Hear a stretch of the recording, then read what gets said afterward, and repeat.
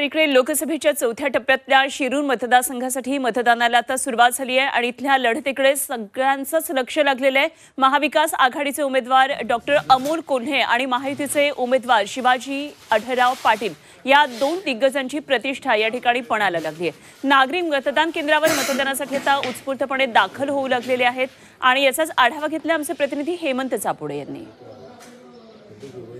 मतदानाच्या चौथ्या टप्प्यात आज शिरूर लोकसभा मतदारसंघाचं आज मतदान होत असून मी आज नारंगाव या ठिकाणी मतदान केंद्रावरती आलेलो आहे।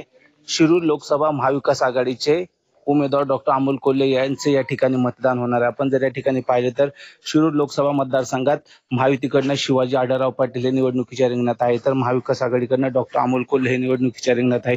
दोन्ही उमेदवार हे दिग्गज आहे। दोन्ही उमेदवारांकडनं जोरदार प्रचार केला। आपण जर परिस्थिती पाहिली तर शिरूर लोकसभा मतदारसंघात एकूण 25,39,000 मतदान आहेत, तर पुरुष मतदान हे 13,36,820 आहेत।